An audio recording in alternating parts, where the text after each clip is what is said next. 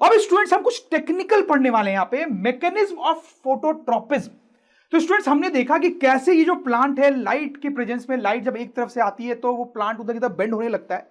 लेकिन स्टूडेंट्स क्या चीज है प्लांट के अंदर जो इस मूवमेंट को कंट्रोल कर रही है?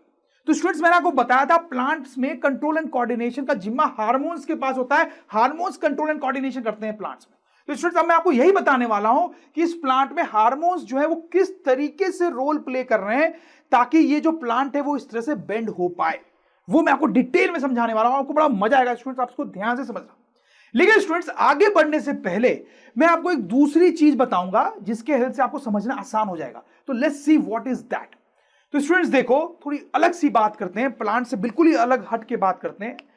तो स्टूडेंट्स सपोज करो मेरे पास एक कॉपर की रॉड है, ठीक है, और एक आयरन की रॉड है, और दोनों को हम हीट करते हैं बाय सेम अमाउंट। दो अलग अलग रॉड है, दोनों को हीट करते हैं सेम अमाउंट।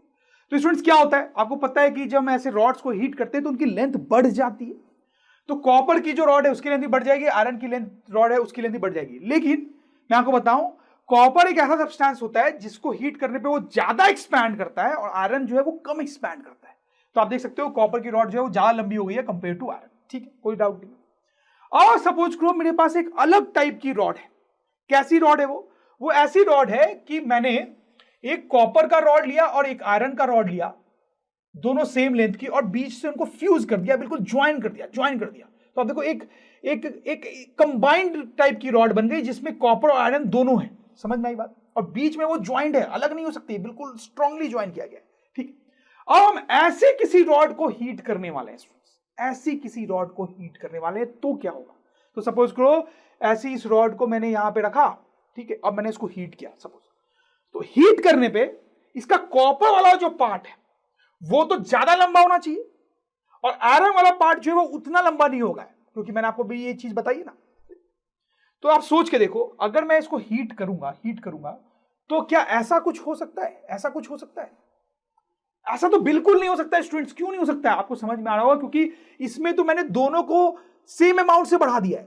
ऐसा हो ही नहीं सकता, कॉपर का लेंथ ज्यादा होना चाहिए आयरन से, तो ऐसा होना पॉसिबल नहीं है, ठीक। तो ऐसा तो हो नहीं सकता। अच्छा क्या ऐसा हो सकता है कि इसको हीट किया तो ऐसा कुछ हो जाए? इसमें आप देखो कॉपर जो है वो ज्यादा लंबा हो गया है, आयरन जो है वो कम लंबा हुआ है। क्या ऐसा हो सकता है कुछ? नहीं स्टूडेंट्स, ऐसा भी नहीं हो सकता। आपको समझ में आ रहा हो क्यों? क्योंकि एक्चुअली दोनों रॉड तो बीच से बिल्कुल अच्छे से ज्वाइंट है, लेकिन अगर ऐसा हो गया इसका मतलब क्या है, टॉप में आप देखो कॉपर आयरन जो है वो अलग हो गया है। ऐसा कैसे हो सकता है? तो ये भी पॉसिबल नहीं है, ये भी पॉसिबल नहीं। तो फिर क्या होगा यहां पे? जब इसको हीट करेंगे तो क्या होने वाला है फाइनली? तो स्टूडेंट्स मैं आपको बता रहा हूं फाइनली ऐसा कुछ होगा। आप ध्यान से देखें, ऐसा कुछ होगा। यहां पे आप देखो ये जो रॉड है वो बेंड हो गई है, बेंड हो गई है। और देखो यहां पर जब आप इसको हीट कर रहे थे तो दो चीजें होनी जरूरी थी।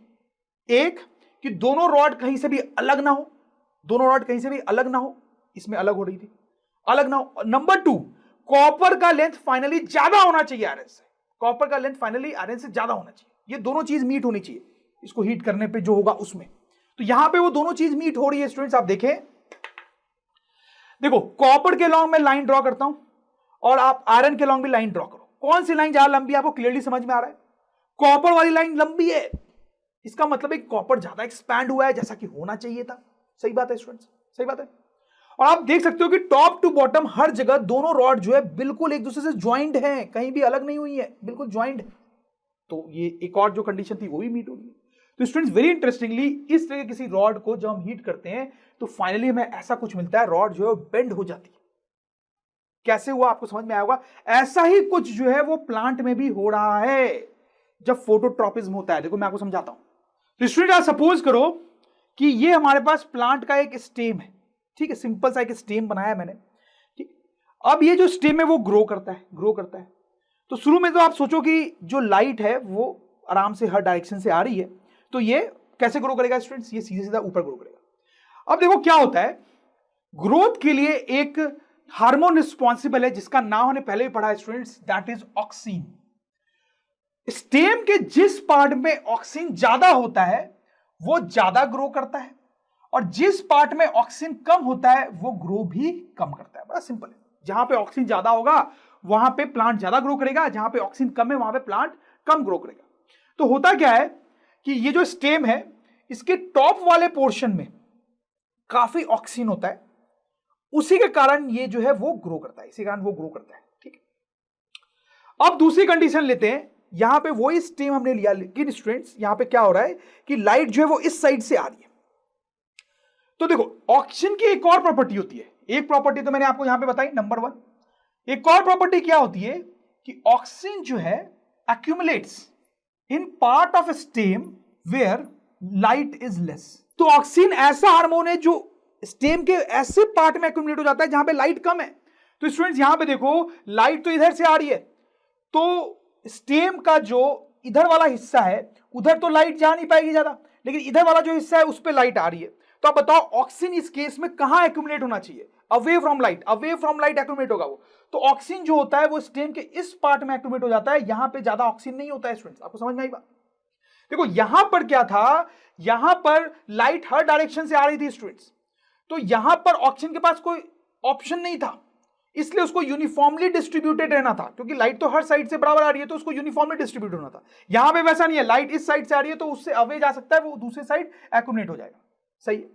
अब देखो क्या होगा स्टूडेंट्स, आप बहुत आसानी से समझ जाओगे कि इस पार्ट में ऑक्सीजन ज्यादा है तो ये ज्यादा ग्रो करना चाहता है, ज्यादा ग्रो करना चाहता है। इस पार्ट में ऑक्सीजन कम है या नहीं है तो ये कम ग्रो करेगा, कम ग्रो करेगा।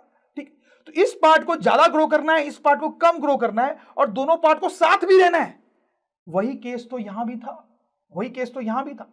तो आपको पता है कि इस केस में क्या हुआ था, तो वैसा ही यहां पर भी होने वाला है स्टूडेंट्स। यहां पर भी वही होगा, ये पार्ट ज्यादा ग्रो करना चाहता है, ये कम ग्रो करना चाहता है, तो ये ज्यादा ग्रो करेगा, ये कम ग्रो करेगा, और फाइनली ये बेंड हो जाएगा स्टूडेंट्स, बेंड हो जाएगा। समझ में आई बात? देखा आपने किस तरीके से ये जो स्टेम है वो लाइट की तरफ बेंड हो गया है स्टूडेंट्स? आपको बहुत क्लियर हो गया होगा कि कैसे हार्मोन्स ने यहां पर इंपॉर्टेंट रोल प्ले किया ताकि स्टेम जो है वो लाइट की तरफ बेंड हो सके। And this is very interesting students. और अगर आपको कोई डाउट है यहां पे तो आप रिवाइंड करके इसको देखें, और यहां पे जो भी हुआ है उसको स्टेप्स की फॉर्म में मैं लिख भी देता हूं, आप वीडियो को पॉज करके उसको रिवाइज कर सकते हो स्टूडेंट्स। और एग्जाम में कैसे लिखना है वो भी आपको वो पढ़ के समझ में आएगा।